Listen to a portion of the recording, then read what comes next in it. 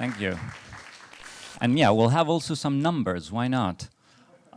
So yeah, I'm here, I guess, today to tell you a bit about the work that we do at OONI, which is this non-profit organization based out of Italy that measures the internet. The goal that we have set since we've started working on this, which now is 14 years. It feels quite strange to even think about that. We've been at this for, since 2012, is that our idea is basically we would like to empower people to be able to carry out these decentralized efforts at understanding how network interference happens around the internet. Because we might be thinking that, the internet is the same wherever you are around the world, but actually, unfortunately, it changes and it's different. And there are different ways in which access to information is being restricted. And the way that we see as a necessary precursor to be able to actually fight against this and go in a direction of a more free and open internet is that of first understanding the problem, of collecting evidence, of collecting data on what is actually happening, so that we can then support and empower groups wherever they might be to be able to take the action that they consider to be most appropriate and most necessary to change things in the place where they are located. And how we do this, so we have a set of applications that people will install on their phone or on their computer or on their server or on their Raspberry Pi. It's called Uniprobe. You can try it out. It is available in all major markets.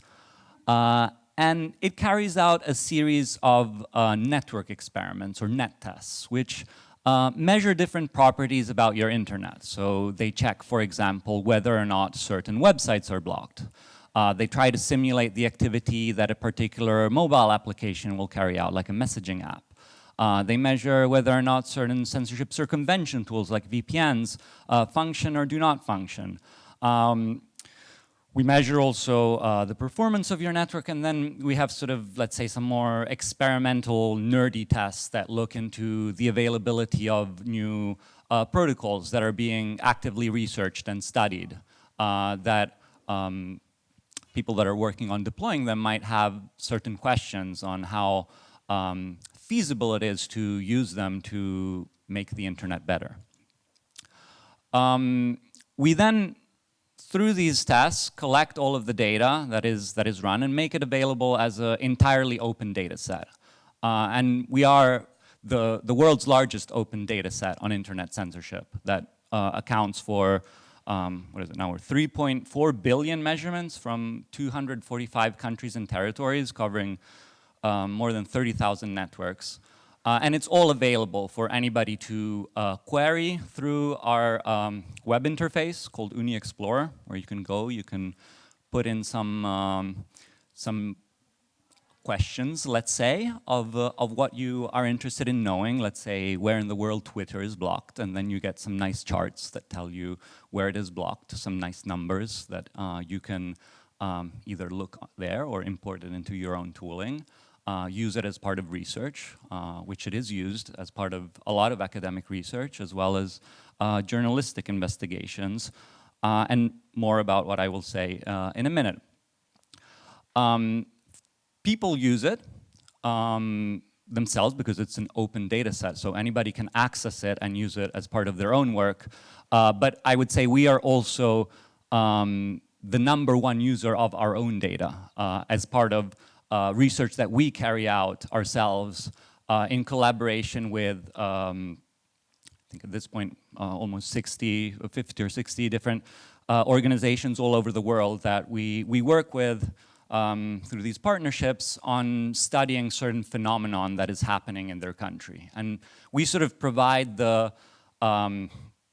technical interpretation of the data to support the work that they are interested in doing inside of their country or in their region or in their community. So we sort of, we're not an advocacy organization, we're not a policy organization. We support other groups that do these kinds of interventions with the necessary tools and technical interpretation to carry out the action or intervention that makes most sense to their context. And we've published, yeah, more than 110 reports on internet censorship covering a variety of different topics, from blocking of LGBTQI sites around the world with Outright International, covered the blocks in Iran. During the coup in Myanmar, we were looking into the investigations there. And I guess a trend is that you see in certain instances of social or political tension an intensification of blocks, whether it is elections, protests. It is becoming more and more the case that restrictions affecting the internet become a tool to be able to control dissent and steer public opinion in a certain direction. And also we definitely see it being used as a tool to further repress and discriminate marginalized communities and groups all over the world.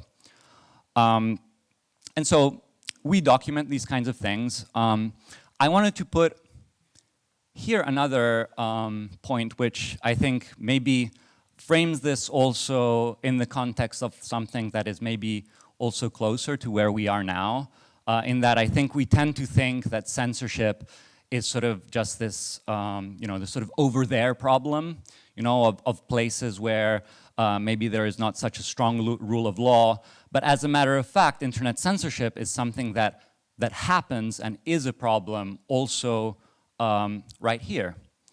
So, you know, maybe you have heard, but as part of the package of sanctions that was implemented following the Russian invasion of Ukraine, the European Union passed a decree requiring countries to restrict access to Russia Today and Sputnik News, the two state-run media organizations, which led to a variety of different countries implementing more or less successfully and consistently, mostly unsuccessfully and inconsistently, various restrictions on these two sites.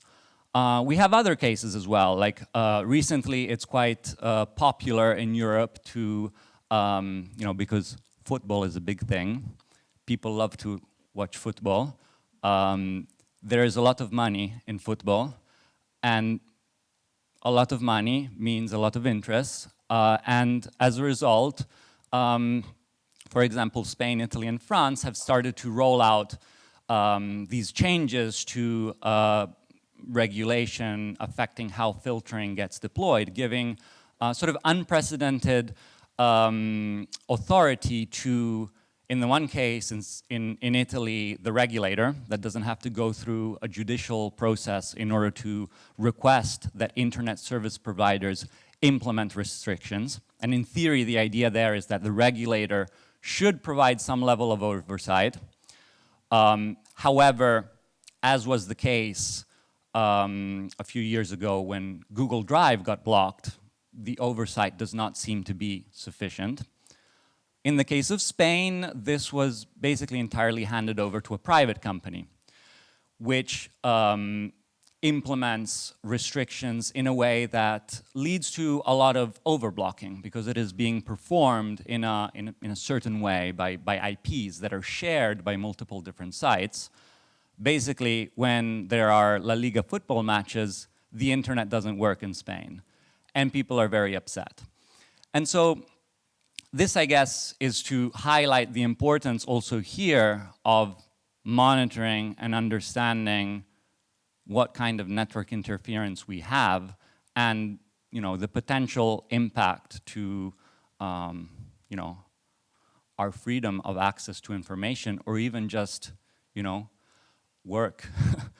So another thing I wanted to point out that I think is also maybe overlooked sometimes is how, you know, the internet is kind of this complex system of many different entities that interact with each other in different ways that we would like to understand, but in reality are not fully able to appreciate the, for example, second order effects that certain actions will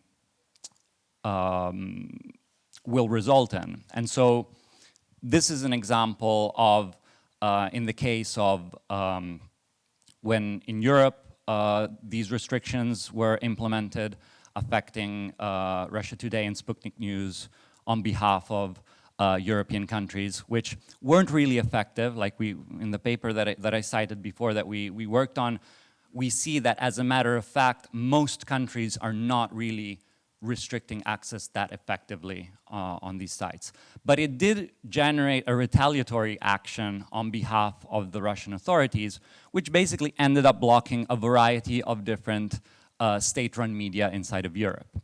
And so again, I'm not saying that it necessarily should not have been done, but I think it's questionable how much the net positive is of this action, in that now in Russia, a bunch of sites that were previously accessible are now no longer accessible. Well, I also wanted to point out like a report that we just published the other day. So we worked in collaboration with this this organization called Women on Web, which is a reproductive rights organization that provides telemed consultation to women that want to practice safe abortion in places where it is either not legal or there are certain obstacles to being able to carry that out. And we documented, for example, instances in which their site was getting restricted in 7 countries, I guess Iran, Turkey, the Philippines, South Korea, Spain, Kuwait, and temporarily also in Argentina, it seems. It's worth pointing out that we had previously worked with them to investigate the case of Spain, because they had received some reports that they were getting blocked in Spain. We were able to confirm, as a matter of fact, that that was the case. And they used our data to submit a petition to the Supreme Court, which they won the case. And it was supposed to get unblocked. However, it was only partially unblocked, and then it was deemed technically unfeasible to only partially unblock it. So the net result is that it is still blocked in Spain, as we can see here. And yeah, they are going to be pursuing now additional legal measures to attempt to get it unblocked. Another point I wanted to make is that, so I think there's this this idea that somehow, you know, internet measurement is somehow something that you can, you know, you can just go out there and measure the internet with like a ruler and a scale or something. But the reality is that it's there's a lot of conditions that are not necessarily going to lead to a metric that is fully precise. And the censors know this and are actually getting better at trying to make the censorship more difficult to measure and more difficult to be perceived from the end user. Because it's one thing if you're trying to access a site and there's a page telling you you can't access this website because of this and that reason. It's another case if it's just degraded to a point where you get frustrated and you're not able to access it, and maybe you even blame it on the website itself. And so what we're trying to do with the work that we do is that we're observing sort of something that happens on the network to prove that there was intent behind intentionally restricting access to that specific target. But we don't have access to the sort of original information that would allow us to prove intent. Like, unless we somehow intercept the communication of like the person in the government that calls up the ISP and is like, yo, block Facebook, we can just observe what we see on the network. And what we see on the network, we try to collect enough evidence to disprove all other causes that might just be network weather. And in the case of throttling, this is an example that I think is sort of an extreme case of this, is where the performance in accessing a specific target, in this case Twitter in Russia, is intentionally degraded to a point where it just works very slowly. And so here what we can see, I mean, I don't have to go too much into detail, but here we're basically looking at the speed at which data is read when performing a certain network operation targeting Twitter. And we can see that you have kind of a cluster in the bottom here, and then, which is like low, so good, and then at a certain point it starts clustering up. So this is a signal that somehow it started, like Twitter started to be hella slow. And so this shows that it's something that could not just have been happening by chance. Why I say this? I say this because what we've seen in recent years is actually that internet measurement data is starting to be used as evidence. I brought up the case of Spain before. We also participated last year in a petition to the to the High Court of Kenya related to a case of the blocking of Telegram during the national exams. Basically in 2023 and 2024, during the national exams, the whole Telegram stopped working in the whole country. Initially, the government put out a statement saying, well, no, actually, Telegram is not working anywhere in the world. But then we see from our data quite clearly that it's not actually, it's working fine everywhere else. It's just in Kenya that it's not working properly.